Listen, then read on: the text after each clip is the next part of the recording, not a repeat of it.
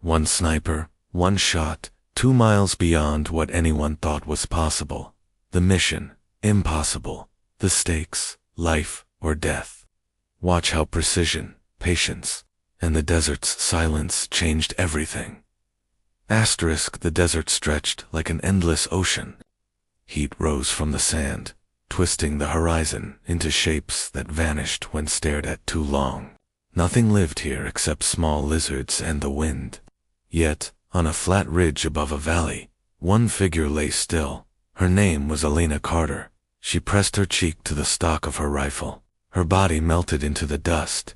The weapon was heavy, but she carried it as if it were part of her bones. For hours she did not move. She listened to the desert. She measured the soft push of the wind on her skin. She studied the faint movement of distant trees that hinted at hidden gusts. Elena was not new to this life. She had been a soldier for 10 years. She had walked jungles, mountains, and frozen plains. But it was in the desert that she felt closest to her own thoughts. Here every sound mattered. Every breath was an answer, or a mistake. She looked through her scope. A steel plate stood far away, just a practice target. But in her mind, it was never just a plate. It was always alive, because she knew one day a mistake could mean lives lost. Her finger rested on the trigger. Her breathing slowed. She counted 1 heartbeat, 2. On the third, she squeezed. The rifle cracked. The desert carried the sound away. A second later, the steel rang. She had hit it dead center. She lowered the weapon. Her face stayed calm. No smile, no triumph. For Elena, a hit was only proof that she was ready for the next test. But she also knew tests were coming, harder ones, and soon. Elena had grown up in a small town in Montana. Her father was a hunter, quiet and stern. He gave her a small rifle when she was only 12. He expected her to miss. Instead, she hit the soda cans 5 times in a row. That's not luck, he said. That's instinct. From that day, she loved precision. While other kids played basketball, she was outside lining up bottles, learning how far she could throw stones, how angles changed the fall. She devoured books about physics. She loved numbers because numbers never lied. When she turned 20, she joined the army. The training broke her body, but not her mind. She learned to crawl through mud with gear heavier than herself. She learned patience, silence, and discipline. Men doubted her at first. Too light, too small. But she endured. Years passed. She rose in rank. By the time the story began, she was one of the best sharpshooters alive. Yet she never called herself perfect, because she knew perfection did not exist. One gust of wind could betray any soldier. At the base, rumors moved like wind. A mission had failed. A sniper named Mark Hayes had fired at a high-value leader from 1.5 miles away. The bullet had missed by inches. The target lived. Security doubled. The chance to strike again seemed almost impossible. Officers gathered around maps. They argued. Drones could not be used. Airstrikes were too risky. The only choice was another shot. But this time the shooter would have to stay even farther back, nearly 2 miles beyond Mark's position. Silence filled the room. No one wanted to volunteer. Failure meant disaster. Then Elena spoke. "I'll take it." Heads turned. Some doubted her. Some respected her courage. Mark Hayes looked at her, eyes heavy with guilt. He had not forgiven himself. The commander asked, "Do you understand the difficulty?" "Yes, sir," Elena replied. "I also understand it is not impossible." The room stayed quiet. The decision was made. Elena Carter would attempt the shot of her life. From that day forward, everything changed. Elena lived only for the mission. She trained before dawn, setting targets at impossible ranges. Other soldiers watched her as if she were chasing madness. Through her scope, targets looked smaller than coins, blurred by heat waves. Yet, she hit them again and again. She filled notebooks with calculations. Wind speed, humidity, air pressure, even the Earth's curve. She studied until her eyes burned. At night, she traced maps with her finger, searching for the right ridge. She memorized valleys, ridges, and shadows. Her body learned stillness. Hours of lying flat until cramps stabbed her muscles. She slowed her heartbeat, breathing like a monk. She became part of the ground itself. Mark Hayes sometimes joined her. At first he said little. Then one evening he spoke. My math was right. Conditions shifted. That's why I missed. I know, Elena said. Then you know how thin the margin is. Yes, and I will narrow it. For the first time since his failure, Mark smiled.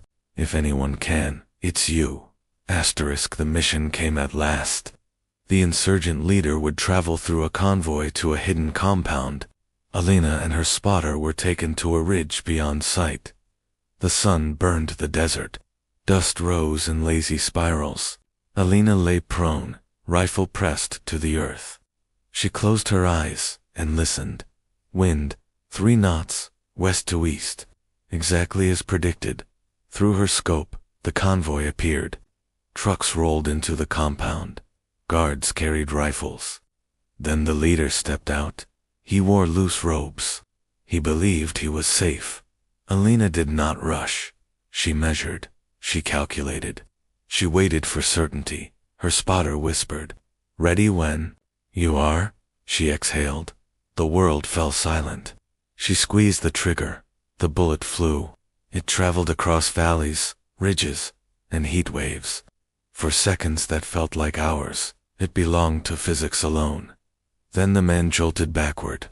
His robes darkened with blood. He collapsed into the dust. The compound exploded in chaos. Guards screamed, searching horizons they could never reach. Elena did not smile. She confirmed the target was down. Only then did she breathe. News spread.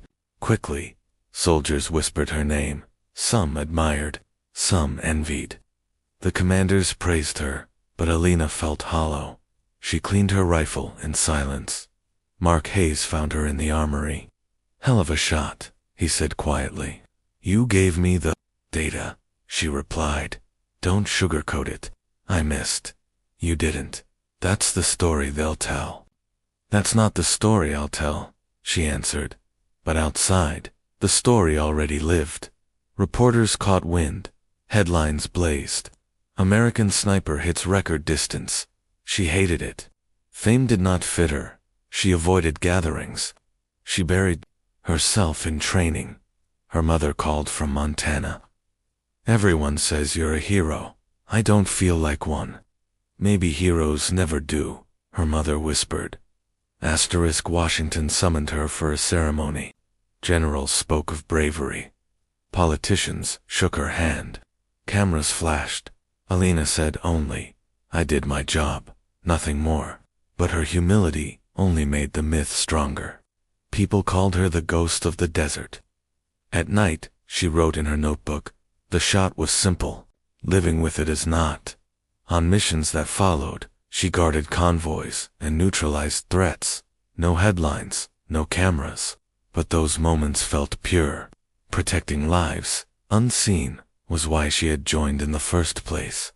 Mark Hayes saw her again, after one mission. "That was clean work," he said. "Classic Carter."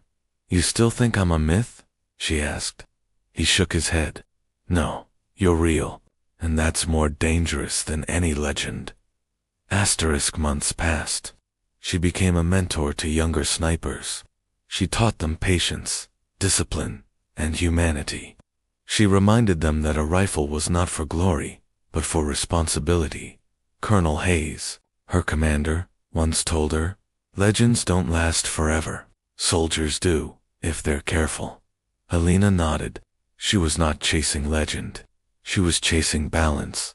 At night she often lay under the stars. She remembered the shot, the man who died, the lives saved, the silence that followed. She whispered to herself, "I am not a legend. I am a soldier. That is enough." Years later, cadets studied her shot. Analysts wrote about her calculations. Stories turned her into myth. but those who knew her understood the truth. Elena Carter was not a myth. She was discipline, patience, and quiet strength. Her greatest mark was not the record. It was the reminder she left behind. Behind every legend is a human being, carrying the weight of choices and silence, and that truth was enough. The desert had changed with the seasons. Winds carried different scents now, cooler at night, sharper. In the morning, Elena often walked the ridges alone. No rifle, no spotter, only her own shadow stretching across the sand. She had become used to whispers following her. On the base, new recruits looked at her as though she were something more than human. They asked questions about the record shot. Some wanted numbers, others wanted secrets. She gave them the same answer every time. There are no secrets. Only patience, discipline, and silence. Her notebook had grown thick, every page filled with lines of wind speeds, angles, sketches of terrain. Yet the last entries were not about math. They were reflections, words about responsibility, about how silence after a shot could feel louder than the crack of a rifle. Mark Hayes visited often now. They trained together, not as rivals, but as companions. His presence steadied her. One evening, he told her, "You know, Carter, history will remember you for one shot, but I'll remember you for the 100 times you stayed steady when no one watched." Elena nodded. She preferred that memory. Quiet steadiness, not myth. A letter arrived from home one morning. Her mother had written in careful handwriting, "The world calls you a hero.